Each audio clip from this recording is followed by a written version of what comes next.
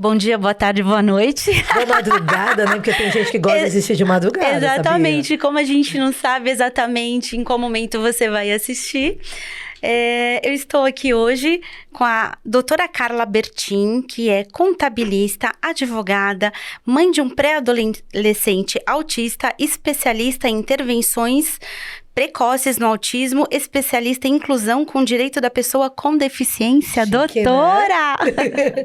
Mas pra você, como que você me chama? Carlinha. Carlinha. Pra quem não sabe, nós somos amigas de infância. Nossos filhos são amigos também. Sim. Mas aqui a gente é a doutora Glaucia e a doutora Carla. Sim. Tá chique, né, gente? Muito bom estar aqui, Glaucia. Fiquei muito, muito feliz do seu convite. Imagina. E vai ser muito legal falar a respeito de um assunto que eu amo, né? E todo mundo que me conhece como pessoa física, como Carla, assim como você sabe o quanto eu falo e quanto eu amo autismo. Então é muito legal estar aqui com você. Obrigada. Imagina, é uma honra. Você mudou a sua vida, a vida de milhares de outras mulheres.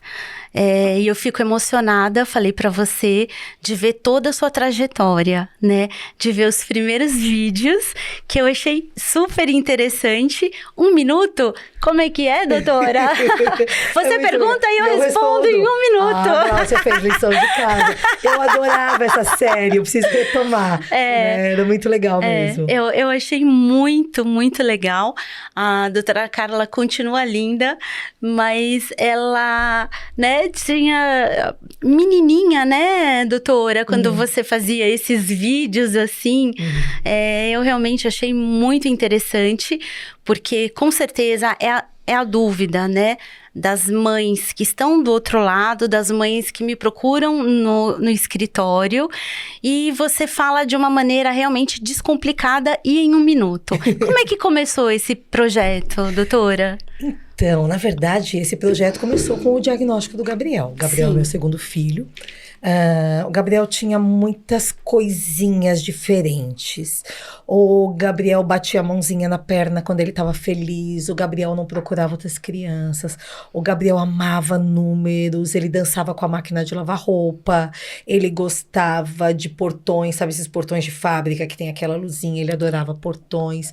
O Gabriel brincava sempre do mesmo jeito. No parquinho lá do prédio era sempre uma sequência, como se fosse uma sequência obrigatória, sabe? Como se fosse um circuito. Ele alinhava os brinquedos todos pro mesmo lugar, e se eu mexia ele ficava bravo. Ele classificava as coisas, tipo M&M, sabe? Separava primeiro todas as cores e depois ele comia. Mas tudo isso não me chamava atenção. A única coisa que me chamou a atenção foi que o Gabriel estava demorando muito para falar. Entendi. Ele falava muito, mas a gente não entendia absolutamente nada do que ele falava. Com 3 anos, eu não entendia nem 10 palavras que ele falava. E isso era, na realidade, a única coisa que pra mim era estranho. Fora isso, parecia manias dele, jeitinho do Gabriel. A gente foi em uma neuropediatra, que em meia hora olhou pra mim, tava eu e o Zé, e ela perguntou pra gente, vocês querem saber? E eu pensei comigo, não, tô carente, preciso de uma amiga, vim aqui porque eu não tinha com quem conversar, né? Mas eu respondi simplesmente que sim. Ela falou, então, Gabriel tá no espectro do autismo é um espectro. Deu uma explicaçãozinha de uns 3, 4 minutinhos. E ela falou, olha, isso é pra vida inteira, do resto da vida, ele vai continuar sendo uma pessoa autista. E vou te falar uma coisa, eu prometo que ela falou desse jeito, Glaucia. Ela disse, e vou te falar uma coisa, não adianta você sair daqui e passar em outro consultório para algum médico falar que seu filho não tem nada, porque ele tem. E aí você vai voltar daqui 2, 3 anos falando, doutora, você tinha razão, e eu perdi 2, 3 anos do desenvolvimento do meu filho. Então, onde você mora? Tal bairro. Toma aqui, liga para fulana, liga para outra, tudo. Deu uns papéis pra gente e mais ou menos foi isso. Quando a gente estava saindo do consultório, ela falou, olha, só vou te falar uma coisa para vocês não esquecerem. O mesmo Gabriel que entrou é o que está saindo com vocês. Ele continua sendo a mesma criança. A gente saiu de lá com algumas certezas absolutas. Primeiro, o Gabriel era autista. Ela não tinha a menor dúvida disso. Entendi. Segundo, que a gente não sabia nada de autismo. Absolutamente nada de autismo. E o terceiro é que a gente tinha que aprender. Lógico. Porque se isso fazia parte da vida do Gabriel, a gente tinha que entender o que era autismo. Isso foi em 2014. O Gabriel recebeu o diagnóstico no dia 2 de abril que é o Dia Mundial de Conscientização do Autismo. Nossa. A gente nem sabia que autismo tinha dia, quanto que mais legal, um dia doutora. mundial. Sim. E quando a gente saiu de lá, a gente resolveu parar a nossa vida e estudar o que era autismo. A gente sabia que ele tinha que fazer muita terapia, mas existia uma oferta muito grande. Hoje em dia a oferta é muito maior. Há Sim. 10 anos atrás não existia tanto assim, mas já existia diferença entre os profissionais. Então a gente resolveu parar durante um mês quase. Ele não fez nada de terapia, a gente só estudava.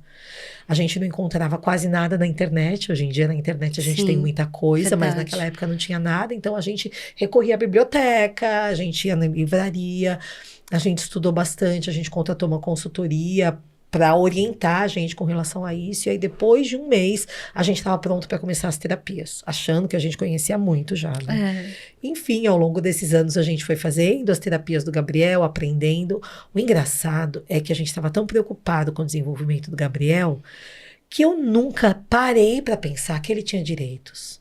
Eu já era Entendi. advogada quase há mais de 15 anos. Eu nunca tinha trabalhado com nenhuma causa de pessoa com deficiência. Eu nem sabia que autismo era considerado deficiência para todos os efeitos legais. Sim. E um dia foi num atendimento do Estado, pelo SUS, que uma assistente social veio conversar comigo. Na verdade, ela estava entregando o cartão da SP Trans para as meninas que iam de ônibus e ela sabia que eu ia de carro. Ela falou, você vai de carro, você vem de carro, né, Carla?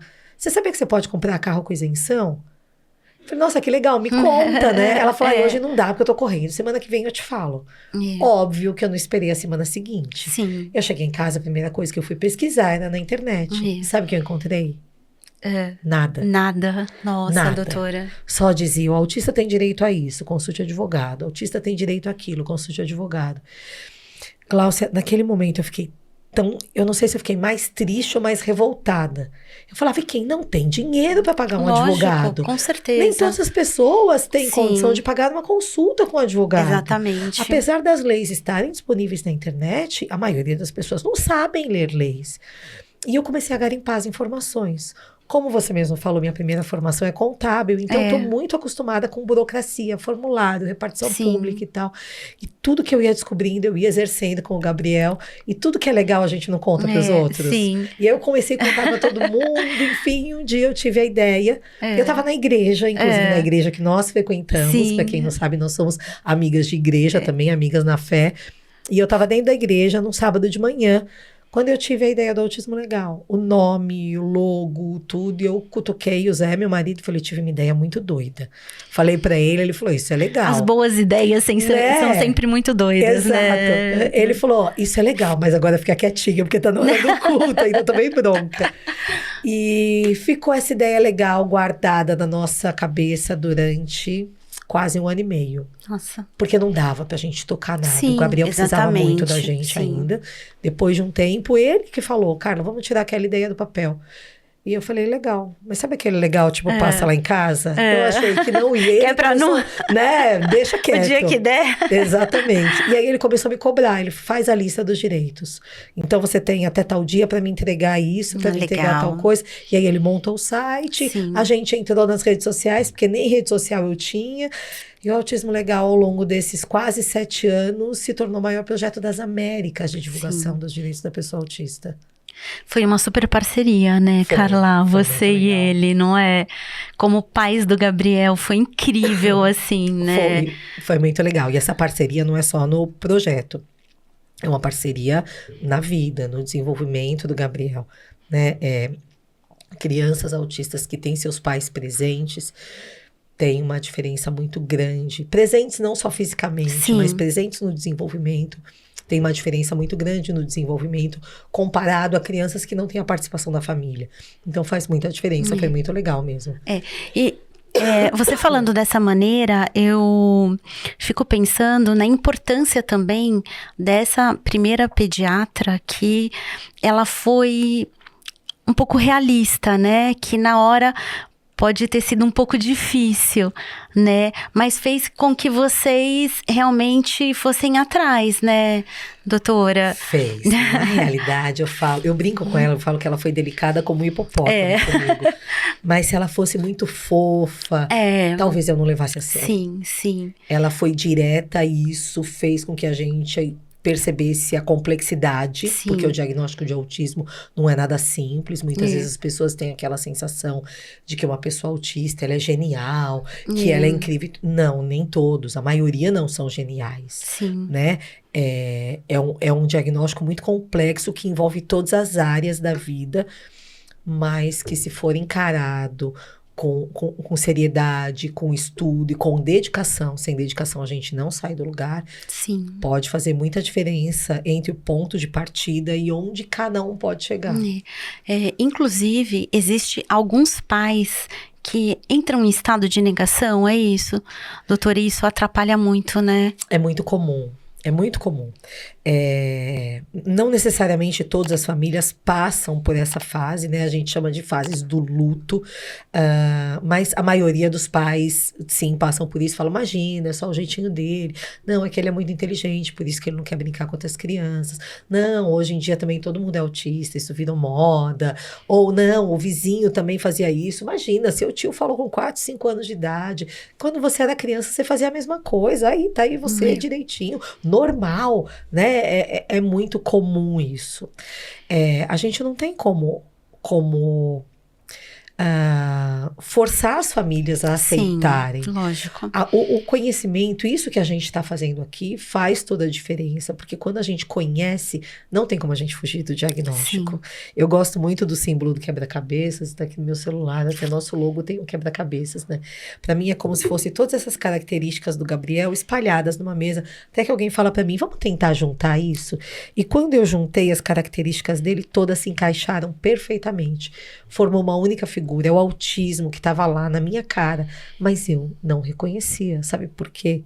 Porque a gente só é capaz de reconhecer uma coisa que a gente já conheceu antes. Sim, verdade. Entende? Verdade. A gente está aqui com a Thaís, que está cuidando de toda a transmissão. Eu conheci a Thaís hoje.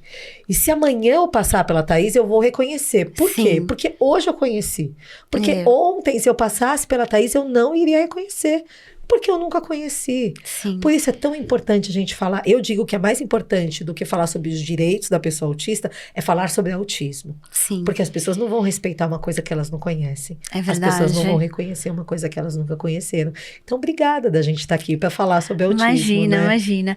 E é importante também, às vezes parece repetitivo, mas cada vez que você fala, algumas pessoas que ainda não tinham ouvido, vão ouvir, né? E isso vai se espalhando. Então, realmente, doutora, é importante e eu tenho conhecimento que você muda muitas vidas, né? Através dessas informações. É muito bacana saber que você, no fim das contas, a gente faz parte da família de muita gente, né? Sim. Porque eu entro em live todos os dias, ou melhor, de segunda a quinta-feira. Então, eu converso com as pessoas, elas mandam perguntas, eu respondo. No fim das contas, eu sou alguém que tá dentro da casa delas sempre, né? E isso é muito gostoso. Eu vi um vídeo, né? Na sua rede social, de uma passeata, numa caminhada. De conscientização do autismo. Conscientização, isso.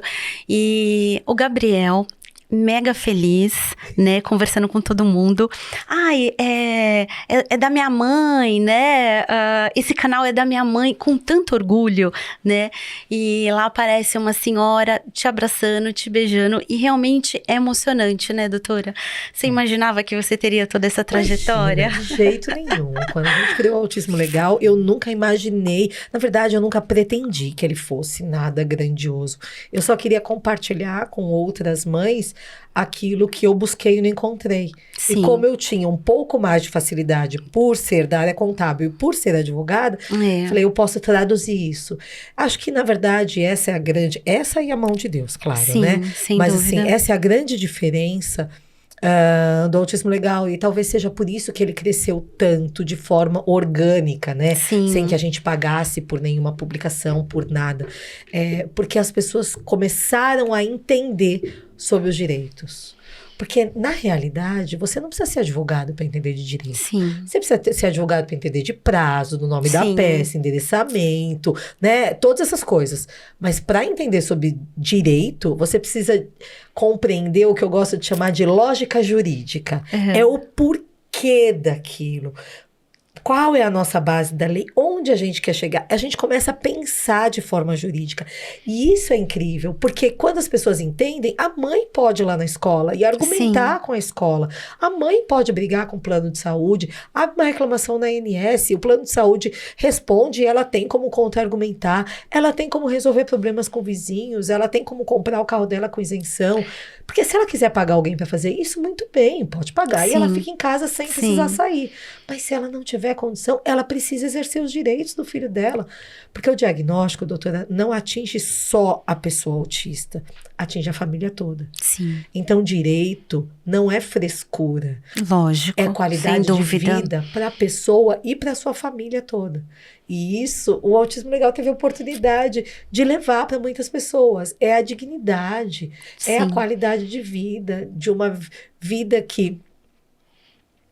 Uma vida não, um dia a dia que não é tão simples. Sim. Né? E só quem vive isso no dia a dia consegue entender. Enquanto outros pais estão preocupados com a roupa que a criança coloca, outros pais estão preocupados com o presentinho de aniversário do vizinho, enfim. A gente está preocupada se vai ter horário para atender nosso filho na terapia. Sim, né? sim. Se ele vai conseguir, se ele vai conseguir ter algum amigo na escola, se os professores estão fazendo uma adaptação no ensino dele, se ele está sendo negligenciado por alguém que não está entendendo o que ele está querendo dizer, sabe?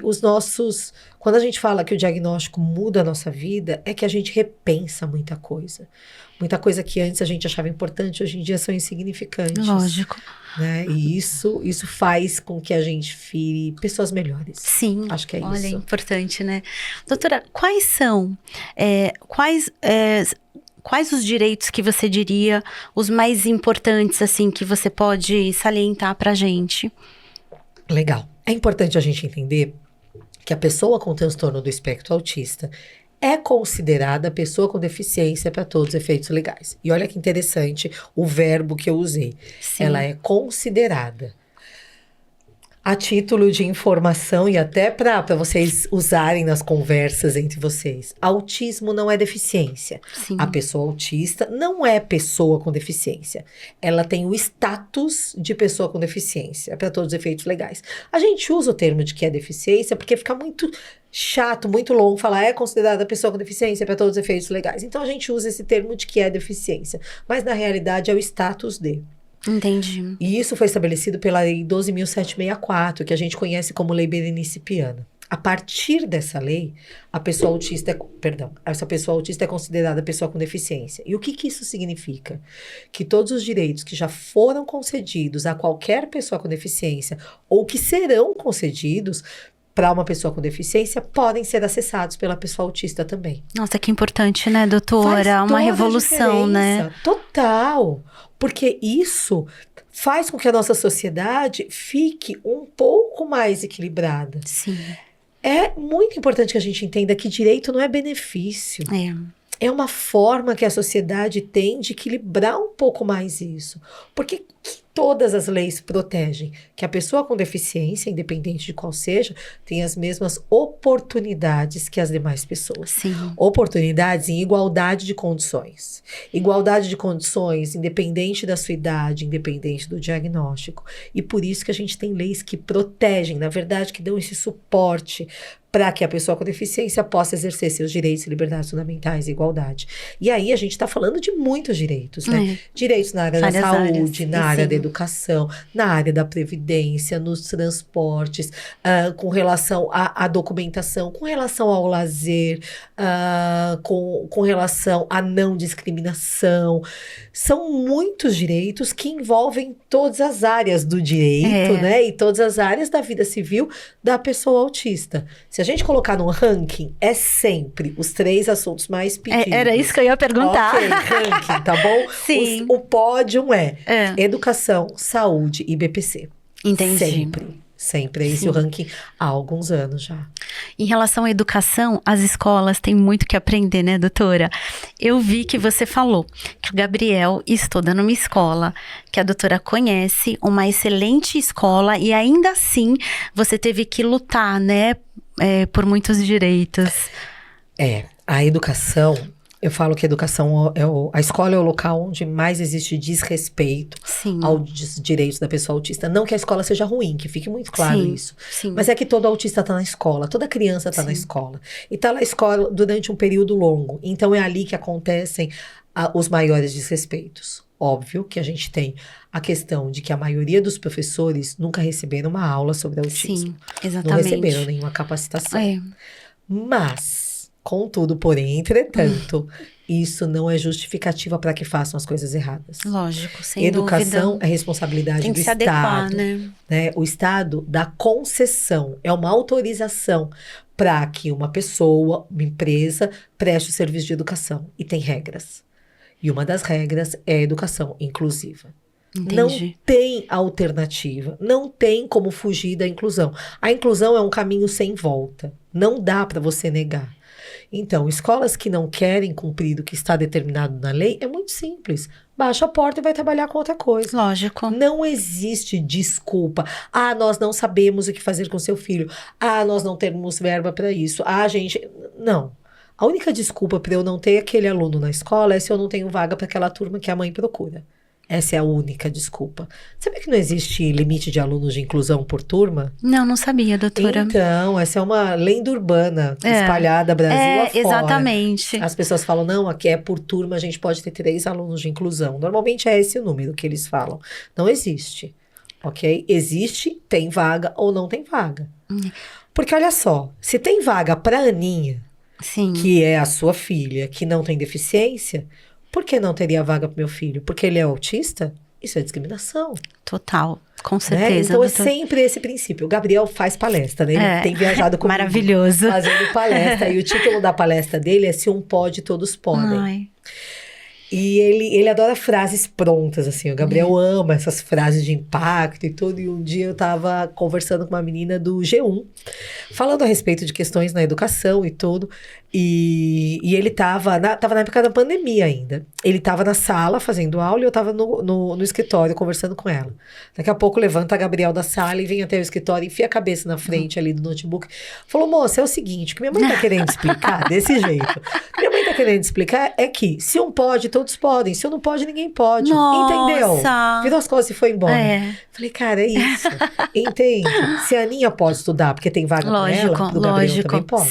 Sim. É isso, em igualdade de oportunidades. Agora, se não tem pra Aninha, ninguém precisa criar vaga pro Gabriel, porque o Gabriel é autista. Lógico. Ok? Sim. Mas é isso. Lembra, igualdade de oportunidades? Sim.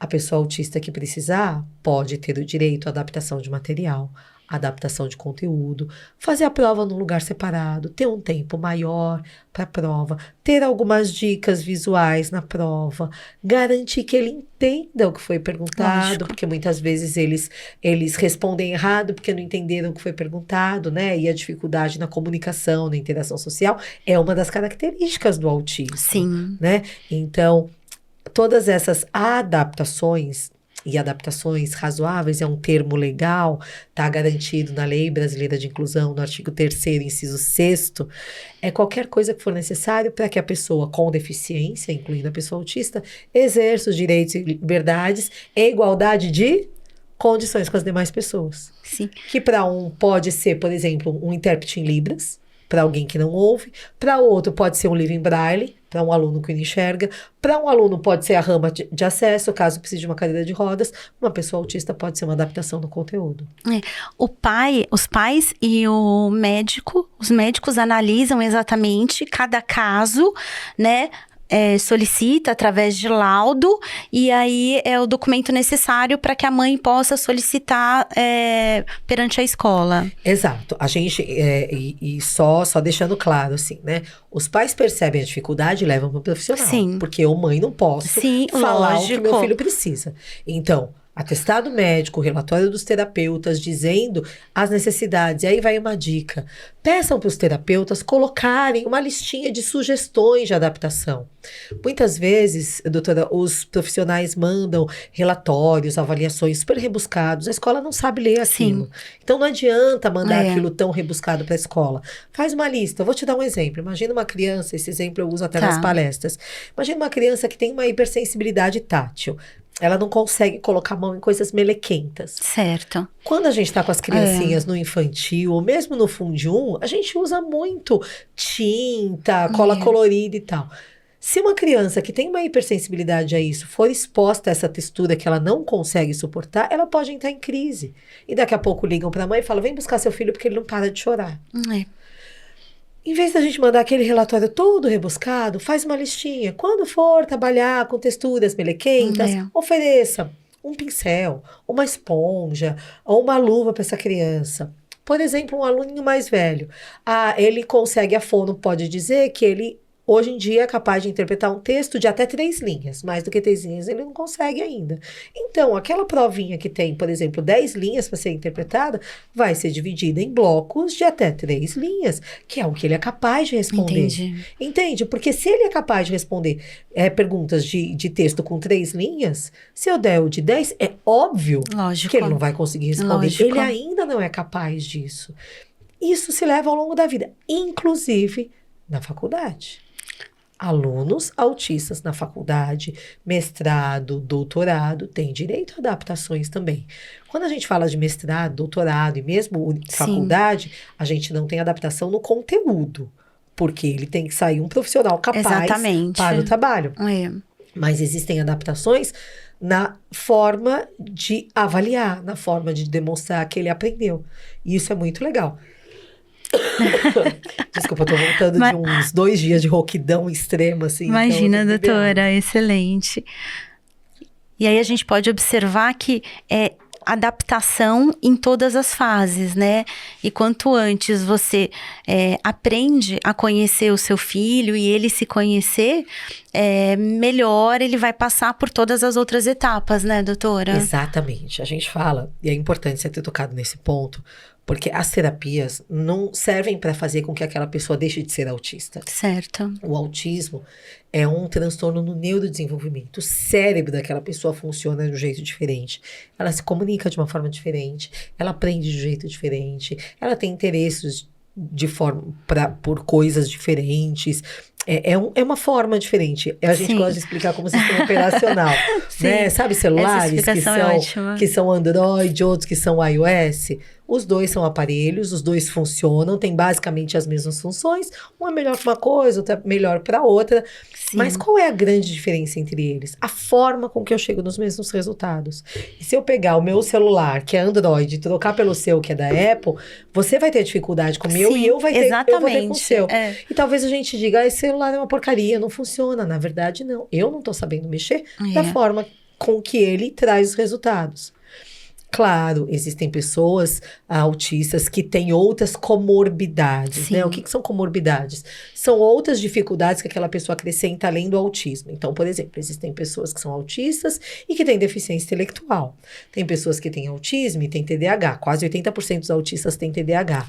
Tem pessoas que são autistas e têm epilepsia. Enfim, pode ter uma série de outras características. Mas a gente saber como funciona, como trazer os resultados, pode nos surpreender bastante. Perfeito, doutora. E é para isso que as terapias servem, para dar ferramentas, para ensinar aquela pessoa autista habilidades necessárias do dia a dia e formas com que ela possa viver com maior autonomia e felicidade dentro do espectro dela. Entendi. Né? É para isso que o Gabriel fez tantas terapias ao longo da vida e continua fazendo. Sim. Hoje em dia o Gabriel frequenta escola regular, não tem nenhuma adaptação de conteúdo na escola, ele faz palestras, ele viaja, ele vai para casa de amiguinhos sozinho e tudo mais e tal, mas ele continua fazendo terapias. E eu não consigo imaginar quando ele teria alta. Ele faz fono, faz psico, faz terapeuta ocupacional e tudo. Mas tudo isso trouxe para o Gabriel um desenvolvimento, uma autonomia, uma felicidade que se ele não tivesse acesso a isso, seria muito mais difícil. Isso. Entramos na área da saúde, é isso? Exato, boa. E aí, doutora, é uma briga com os convênios? Eu vejo a doutora lá. O convênio não pode fazer isso. Liga lá. Denuncia. A briga com o plano de saúde é muito, muito complexa. E é uma briga que não vai acabar nunca. Sim. né? E aí foi bacana você ter puxado esse assunto, doutora, porque ninguém é contra o plano de saúde. Lógico, pelo contrário, eu tenho, você sim, tem, né? A necessário. gente opta, a gente gasta muito dinheiro com plano de saúde, mas porque pra gente é interessante. Porque quando deixar de ser interessante, talvez a gente não utilize mais. Sim. A questão é que hoje em dia a gente tá numa luta muito grande sobre verdades. Sim. O plano de saúde traz uma verdade que estão perdendo dinheiro, que estão quebrando e tudo mais. Mas não é a verdade dos dados públicos que estão no site da ANS e tudo mais, de que eles estão ganhando cada vez mais, triplicando rendimento líquido. Líquido é aquele que fica no final da conta, depois de pagar imposto, despesa, folha de pagamento, tudo. Aquela linha de baixo tem triplicado ano a ano. Mas não é essa história que eles contam para a população. E tem muita gente achando que o plano de saúde está quebrando por causa dos autistas. De forma alguma. Né? Então, essa briga vai continuar no judiciário. Infelizmente, nem sempre a gente consegue a segurança até no judiciário de direitos que estão garantidos em lei. E essa é uma briga muito triste, porque não faz o menor sentido a gente pensar que muitas vezes direitos que estão garantidos em lei não estão sendo concedidos no judiciário. Por conta dessa guerra de verdades, né? Então é muito triste. Mas, ainda na maioria das vezes, né? Quando a gente procura o judiciário, o estado de São Paulo é um estado que tem respeitado muito direitos da pessoa autista. Outros estados não têm essa visão tão clara assim. Mas é uma briga eterna por conta de limite de terapias, limite de horas de terapia, rede credenciada que oferece uma quantidade muito pequena de terapias com profissionais que não são qualificados, né? E profissionais qualificados são essenciais em todas as áreas. Vou dar um exemplo para vocês. A Gláucia trabalha... Eu tenho muita dificuldade de chamar ela de doutora Gláucia, gente. A gente cresceu junto. Gláucia. A doutora Gláucia trabalha com o direito previdenciário. Se eu preciso de alguma questão relacionada a direito imobiliário, eu vou procurar a Gláucia ou vou procurar um colega que trabalha com direito imobiliário? A gente procura o direito imobiliário. Agora, se eu tenho uma questão ligada à previdência, por que não procurar um profissional especialista nisso, né? Inclusive, a gente tem muita parceria nessa área e tudo. Mas é essencial o trabalho do especialista. Você tem problema no joelho. Você passa no clínico geral para ele te encaminhar para quem? Para um ortopedista. Lógico. Se de repente precisar de uma cirurgia, você vai procurar um cirurgião de joelho. Sim. Porque o cirurgião de joelho tem uma especialidade muito maior do que um cirurgião de cabeça e pescoço. Sim. Entende? Então, o autismo é algo muito específico e que, se não for cuidado com a intensidade, com a precocidade necessária, pode trazer prejuízos ao longo da vida. Para o resto da vida. Sim. Né? Porque... quando a gente é pequeno, quando a gente é criança, o cérebro infantil é um cérebro que tem muita neuroplasticidade. O que é isso? É a capacidade do cérebro mesmo elástica de aprender e de assimilar com maior facilidade tudo. Pensa em crianças que começaram a aprender uma segunda língua quando eram pequenininhos. Totalmente. Eles são muito mais fluentes. A gente começa a fazer, você tá fazendo inglês, não tá? Que eu tô sabendo. A gente apanha para aprender, porque o nosso cérebro não é mais capaz de aprender? Claro que é, mas ele demora mais, muito mais para chegar nos mesmos resultados. Então, por isso que a gente fala tanto a respeito do diagnóstico precoce do autismo. Quando a gente tem o diagnóstico ainda na infância, as intervenções, as terapias podem surtir resultados muito maiores em menos tempo, e essa pessoa chega na vida adulta com muito mais estrutura, muito mais autonomia, muito mais independência. Entendi perfeitamente. Muito bom, né? Acho que começar desde o início é sempre Imagina, o mais viável. E previdência? Vamos falar de previdência? Então, previdência... Acho que antes da gente ir na previdência, a gente pode falar o que não é previdência. Exatamente. Então. Pode ser? Sim, os benefícios, né? Agora eu engasguei. Quer um minuto? As famílias autistas conhecem muito um benefício, que é o BPC, Sim. o benefício de prestação continuada. Continuada. A maioria das pessoas conhecem como LOAS. Sim. LOAS é o nome da lei, Lei Orgânica de Assistência Social. Mas no meu INSS não está nem como BPC, nem como LOAS. Tá como auxílio assistencial. Só para dificultar, mas são 3 nomes que é exatamente a mesma coisa, ok? Então, BPC, LOAS e auxílio assistencial não são aposentadoria. Não precisa ter muito, tem né? muita confusão Sim. com relação a isso. Precisa contribuir para o INSS para ter direito a isso? Não. Qualquer pessoa tem direito ao BPC, LOAS, ou benefício assistencial? Também não. Existem requisitos para que uma pessoa possa ter direito ao BPC. São 2 requisitos: ser uma pessoa idosa ou uma pessoa com deficiência, e o outro requisito, preencher o critério da renda per capita. Ser uma pessoa de baixa renda, não ter a renda própria e não ter renda também a família que a sustente. Qual que é essa renda? 1/4 do salário mínimo. Sim. É um valor muito, muito baixo. E de repente, quem está assistindo a gente pode até falar: nossa, mas quem tem uma renda dessa? Exatamente. Por incrível que pareça, muitas famílias têm só o BPC como dinheiro entrando todo mês para comprar alimento para os seus filhos. Então, de fato, o BPC é um benefício para pessoas com baixíssima renda. É possível você conseguir o BPC, ainda que administrativamente, tendo uma renda de até meio salário mínimo, desde que sejam abatidas algumas despesas. Lá no site, que depois a gente vai falar, no site do Autismo Legal, tem um passo a passo completo sobre isso e tem a lista de despesas que podem ser abatidas. Mas vamos imaginar que ainda com essas listas de despesas que podem ser abatidas, você não fica abaixo de meio salário mínimo.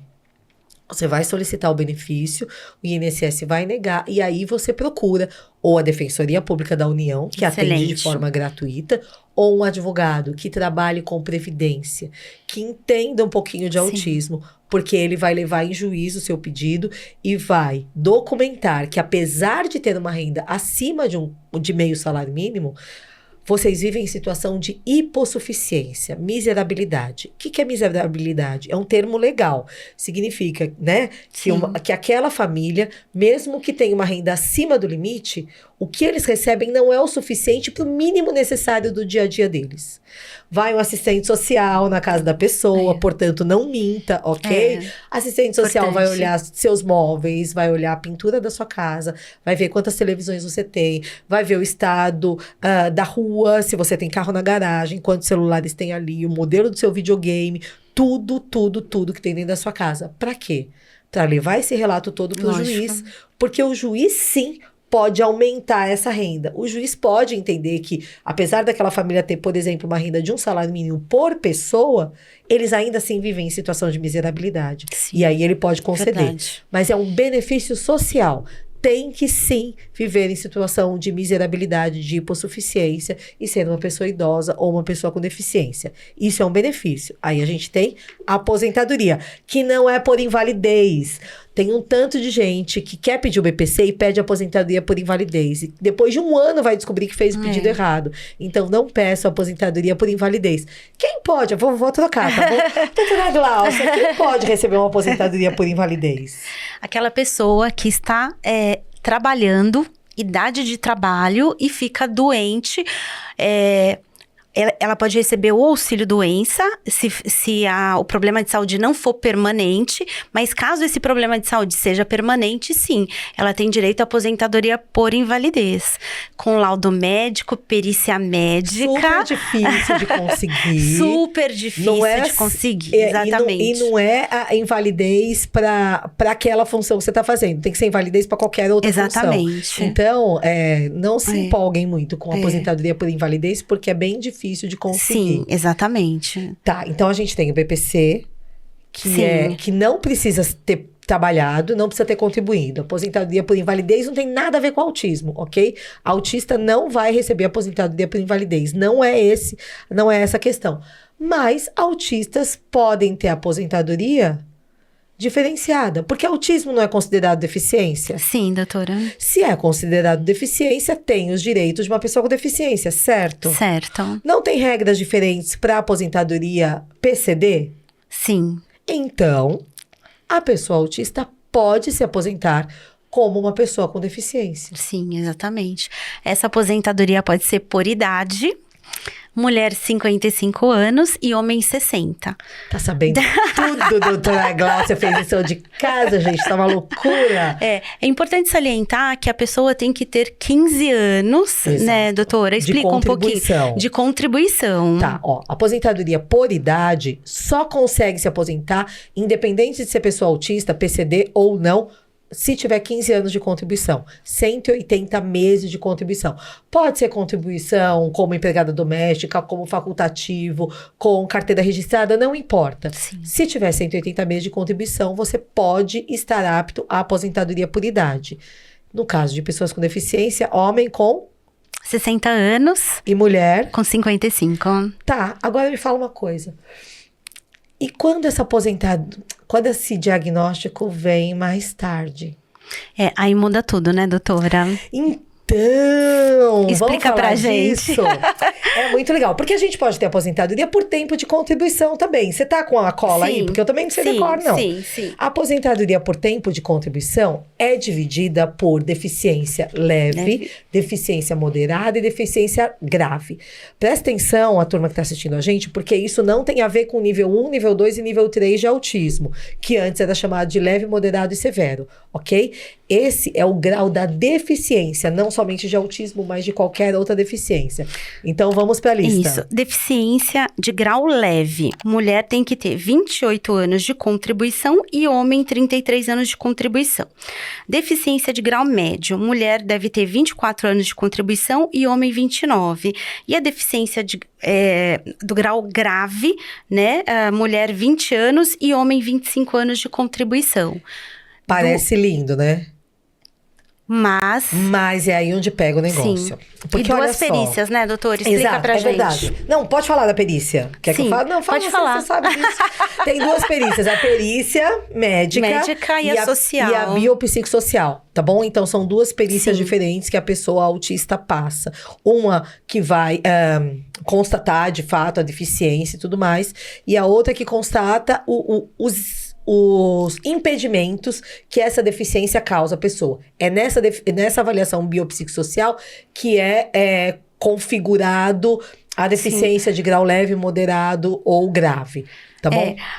Por exemplo, digamos que, em relação à perícia social, digamos que uma pessoa que usa cadeira de rodas e tem um carro, ela tem uma avaliação diferente daquela que usa uma cadeira de rodas e tem que tomar um ônibus, uma rua com buraco, sem asfalto, né? Então, eles analisam qual é a dificuldade. Exato, né? entende? Em relação... São essas, o que a gente chama... Esses pormenores, né? O que a gente chama de barreiras. A lei traz o nome de barreiras. Barreiras são as dificuldades do dia a dia.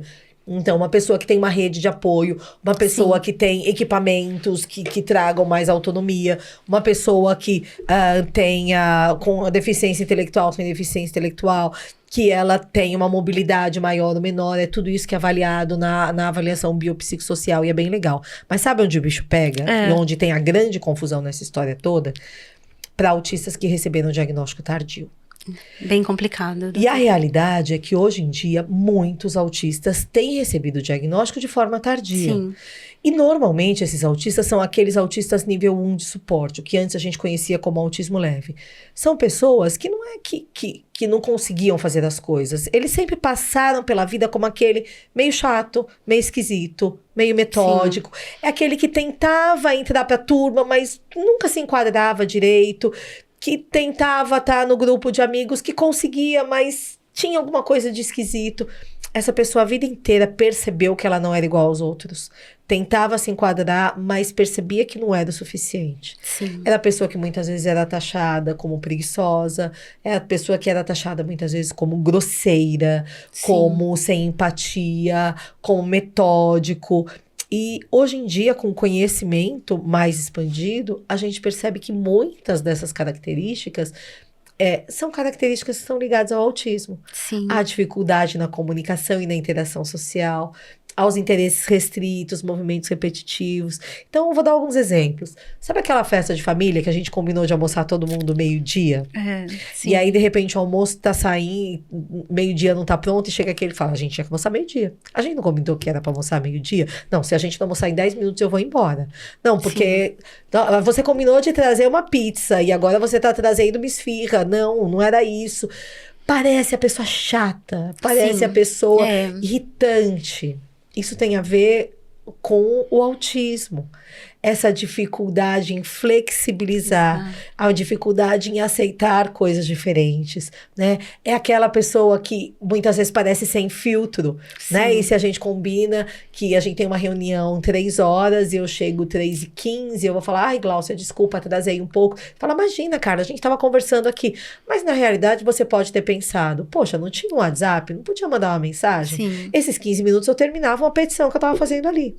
Mas você não fala por quê? Porque pode parecer grosseiro. Sim, exatamente. Uma pessoa autista não vai entrar nessas mentirinhas sociais. Na maioria das vezes ele é direto. Lógico. E passa como uma pessoa grosseira. Sim. Isso acontece muito ao longo da vida. A pessoa autista tem muita dificuldade em entender o que a gente chama de comunicação não verbal. Vou te dar um exemplo. Olha só que interessante.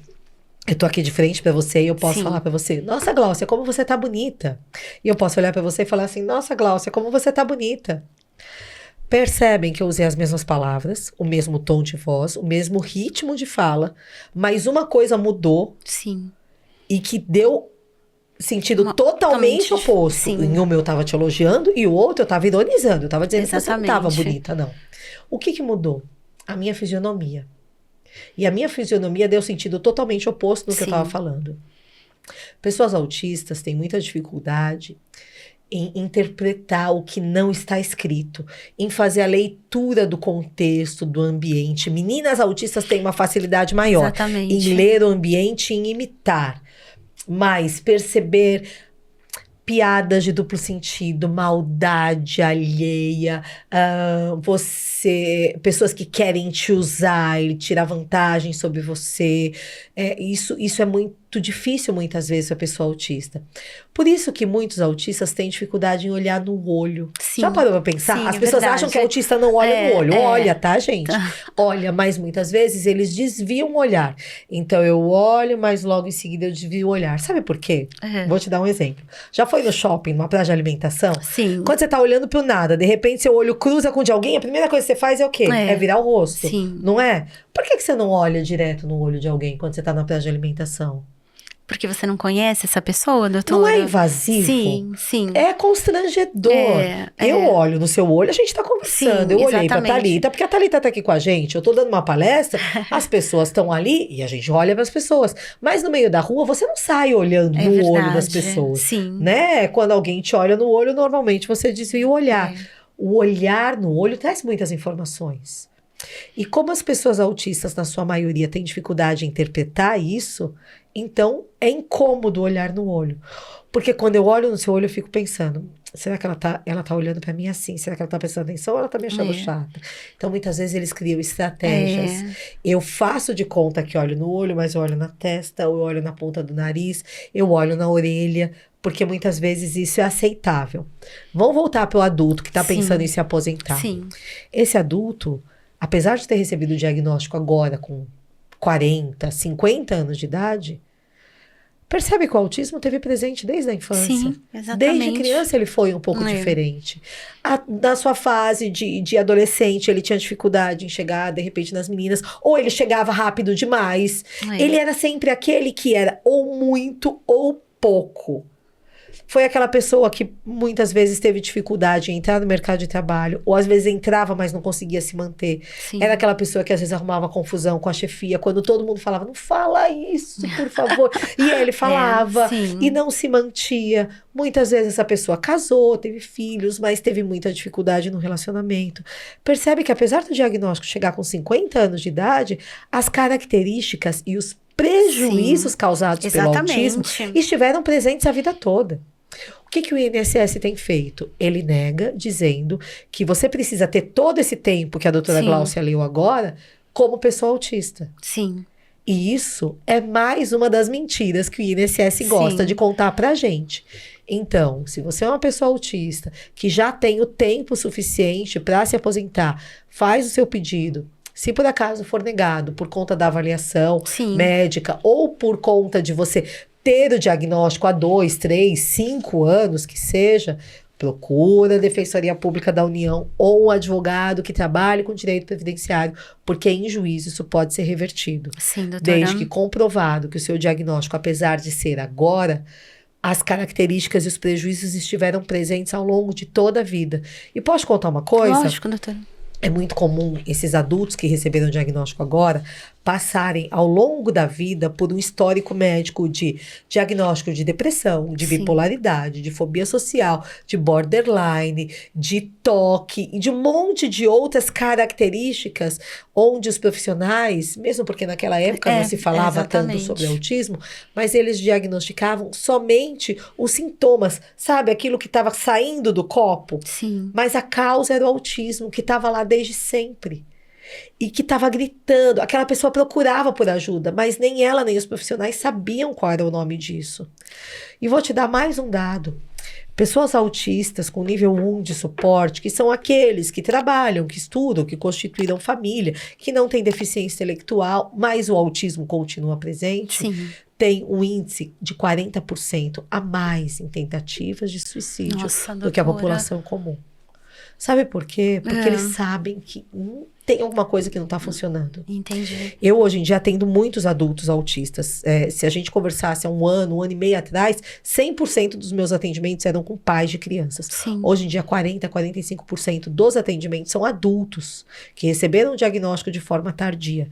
E vários deles, eu vou contar para você agora de uma professora da Universidade Federal, de um lugar aí do Brasil, e ela um dia falou para mim, ela falou, você sabe que eu cheguei a pensar se eu era desse planeta. Nossa, que absurdo, né, Era doutora? tão difícil dela se difícil. identificar com as outras pessoas que chegou a passar pela mente dela que talvez ela tivesse vindo de outro planeta. E ela Sim. não é louca. Sim.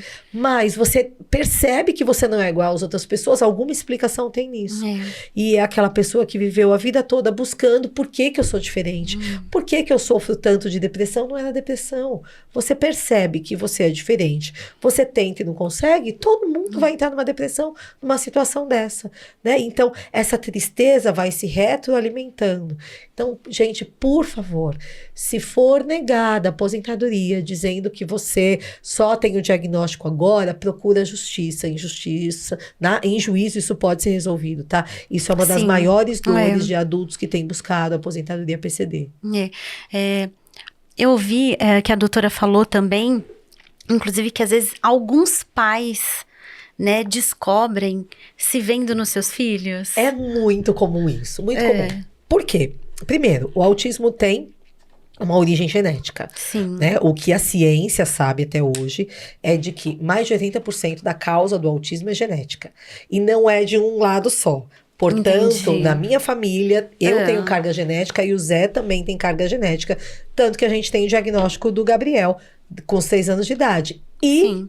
não sei se eu te contei, mas há um mês atrás, o meu mais velho, que vai fazer 23 anos, no mês que vem, também recebeu o diagnóstico. Entendi. Um diagnóstico totalmente diferente do Gabriel, mas ele também é autista. É um autista com altas habilidades, superdotação e tudo.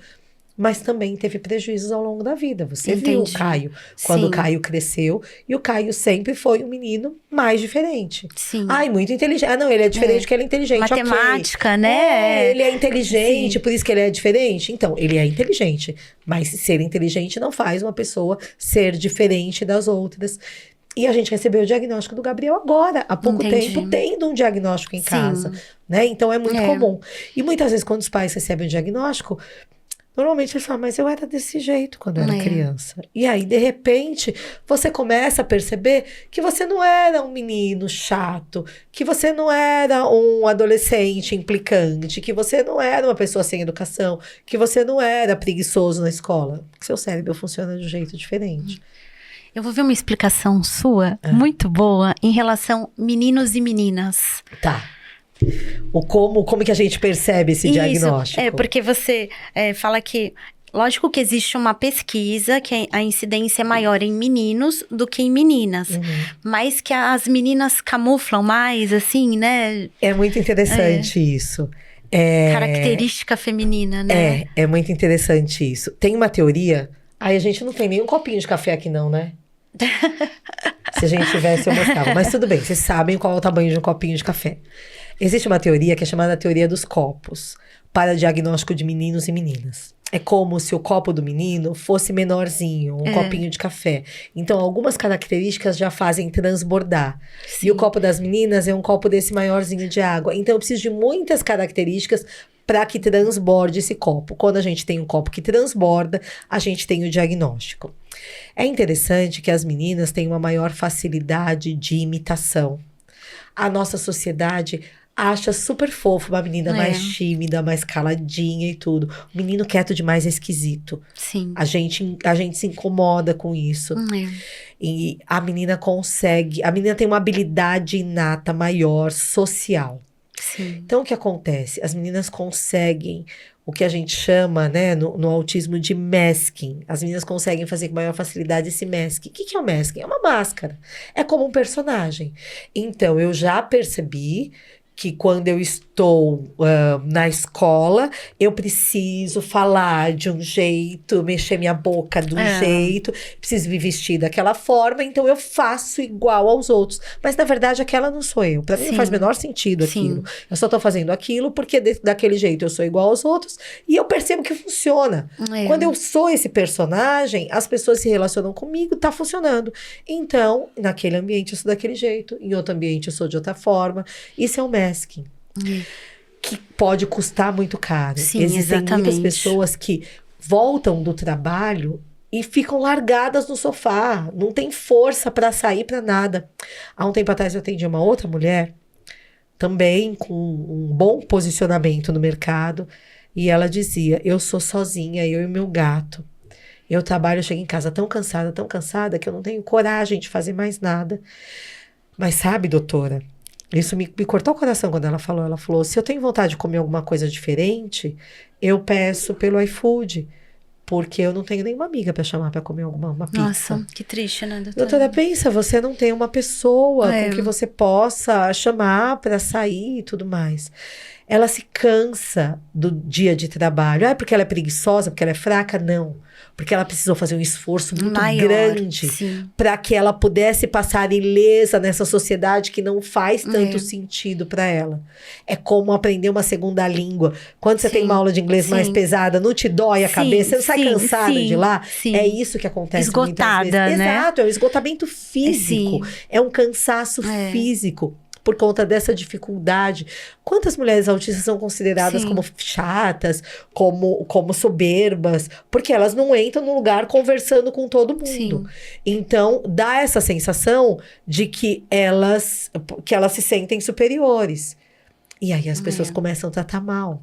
Isso acontece muito. Pessoas autistas que se sobrecarregam no mercado de trabalho porque eu não sei falar não.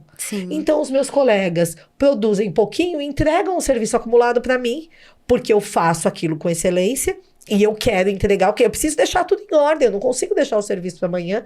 Então eles fazem corpo mole enquanto eu tô trabalhando muito.